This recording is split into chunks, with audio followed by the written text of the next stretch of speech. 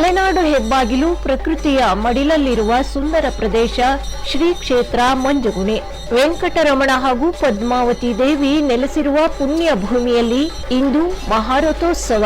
ಮುಂಜಾನೆಯಿಂದಲೇ ಭಕ್ತರ ದಂಡೆ ಮಂಜುಗುಣಿಯತ್ತ ಹರಿದು ಬರುತ್ತಿದ್ದು, ಮಹಾರಥದಲ್ಲಿ ವಿರಾಜಮಾನವಾಗಿ ಕುಳಿತ ವೆಂಕಟೇಶನ ದರ್ಶನ ಪಡೆದು ಪುನೀತರಾಗುತ್ತಿದ್ದಾರೆ.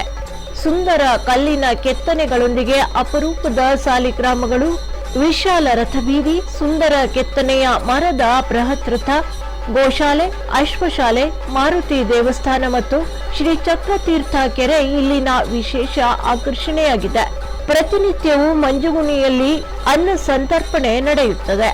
ಸುಮಾರು 9ನೇ ಶತಮಾನದಲ್ಲಿ ತಿರುಮಲ ಯೋಗಿಗಳು ತಿರುಪತಿಯಿಂದ ತೀರ್ಥಯಾತ್ರೆಗೆ ಹೊರಡುತ್ತಾರೆ. ಈಗಿನ ಮಂಜುಗುಣಿಯಿಂದ 8 ಕಿಲೋಮೀಟರ್ ದೂರದಲ್ಲಿರುವ ಗಿಳಿಲಗುಂಡಿ ಊರಿನ ಕೊಳದ ಬಳಿ ತಪಸ್ಸು ಮಾಡಲು ಆರಂಭಿಸುತ್ತಾರೆ. ಆ ಸಮಯದಲ್ಲಿ ಶಂಖ, ಚಕ್ರ, ಧನುರ್ಬಾಣ ಧರಿಸಿದ ವೆಂಕಟೇಶ ವಿಗ್ರಹದ ದರ್ಶನವಾಗುತ್ತದೆ.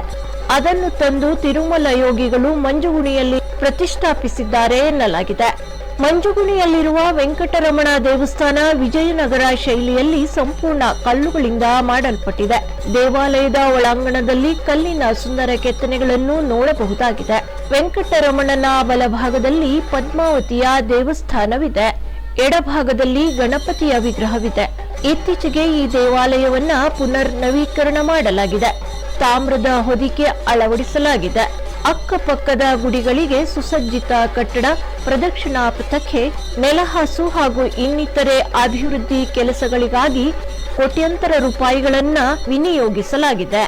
2ನೇ ತಿರುಪತಿ ಎಂದೇ ಪ್ರಖ್ಯಾತವಾಗಿರುವ ಮಂಜುಗುಣಿಯ ಮಹಾರಥೋತ್ಸವದ ದಿನ ವೆಂಕಟೇಶ ತಿರುಮಲದಿಂದ ಇಲ್ಲಿಗೆ ಭೇಟಿ ನೀಡುತ್ತಾನೆ ಎಂಬ ನಂಬಿಕೆ ಇದೆ. ಇದಕ್ಕೆ ಒಪ್ಪುವಂತೆ ಅಂದು ತಿರುಪತಿಯಲ್ಲಿ ಪೂಜಾ ಕಾರ್ಯಕ್ರಮಗಳನ್ನ ಹಲವು ತಾಸುಗಳ ಕಾಲ ಮುಂದೂಡಲಾಗುತ್ತದೆ. ಈ ಪರಾಭವನಾಮ ಸಂವತ್ಸರದಲ್ಲಿ ನಮಗೆ ಸೋಲಿಲ್ಲದ ಬದುಕಾಗಲಿ ಎನ್ನುವ ಪ್ರಾರ್ಥನೆಯನ್ನು ಸಲ್ಲಿಸಿದ ಈ ರಥೋತ್ಸವ ಶಾಂತವೂ ಆಗಿ ಆಗುವಲ್ಲಿ ಭಕ್ತರೆಲ್ಲ ಬೇಕಾಗಿ ಎಲ್ಲವರೊಂದಿಗೆ ಸವಿನಯವಾಗಿ ಪ್ರಾರ್ಥನೆಯನ್ನು ಸಲ್ಲಿಸ್ತಾ ಇದ್ದೇನೆ.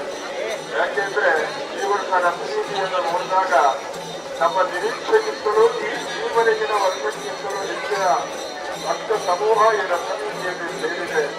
ಭಕ್ತರು ಒಂದೇ ಉದ್ವೇಗಕ್ಕೆ ಒಳಗಾದರೆ ಅದನ್ನು ನಿಯಂತ್ರಿಸುವುದು ತುಂಬಾ ಕಷ್ಟ. ಅದರಲ್ಲಿಯೂ ಭಕ್ತಿಯ ಭಾವೋದ್ವೇಗ ನಮ್ಮನ್ನು ಕಾರಣಕ್ಕಾಗಿ ಈ ಉತ್ಸವಕ್ಕೆ ಭಂಗ ಬರದಂತೆ ಎಲ್ಲವರು ಶಾಂತವಾಗಿ ಸಹಕರಿಸಬೇಕಾಗಿ ಈ ದೇವಸ್ಥಾನದ ಆಡಳಿತದ ಪರವಾಗಿ ಪ್ರಾರ್ಥನೆಯನ್ನು ಸಲ್ಲಿಸ್ತಾ ಇದ್ದೇನೆ. ಈಗ ಗೋವಿಂದ ನಾಮ ಸಂಕೀರ್ತನೆಯೊಂದಿಗೆ ರಥೋತ್ಸವ ಪ್ರಾರಂಭವಾಗ್ತದೆ. ದಯವಿಟ್ಟು ಯಾರು ಶಕ್ತಿಯಿಂದ ಈಗ ಜಗ್ಗಬೇಡಿ. ರಥ ಮೇಲ್ ಬರಬೇಕಾದ್ರೆ ಏರು ಮುಖವಾದದ್ದರಿಂದ ಅಗತ್ಯ ಬಂದಾಗ ಭಕ್ತಿಯ ಜೊತೆಯಲ್ಲಿ ಶಕ್ತಿಯನ್ನು ಸೇರಿಸೋಣ. ಕೇವಲ ಗೋವಿಂದ ನಾಮ ಸಂಕೀರ್ತನೆಯೊಂದಿಗೆ ರಥೋತ್ಸವ ಸಾಂಗವಾಗಿ ಸಾಗಲಿ.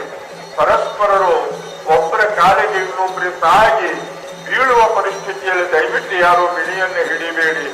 ಇನ್ನೊಂದು, ನಮ್ಮವರಲ್ಲಿಯೇ ನನ್ನೊಂದು ವಿನಂತಿ, ಈ ರಥದ ಎದುರಿನಲ್ಲಿ ನಮಗಿಂತ ಮಧ್ಯದ ಭಾಗದ ರೂಪ ದಯವಿಟ್ಟು ಯಾರು ಹಿಡಿಬೇಡಿ.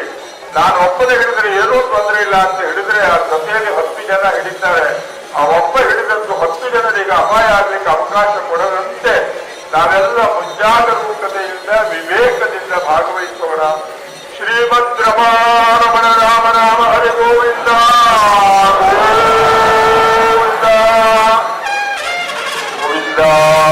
ಗೋವಿಂದ ಗೋವಿಂದ ಗೋವಿಂದ ಗೋವಿಂದ ಗೋವಿಂದ.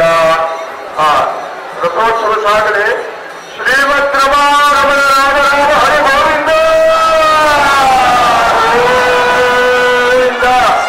ಗೋವಿಂದ ಗೋವಿಂದ ಗೋವಿಂದ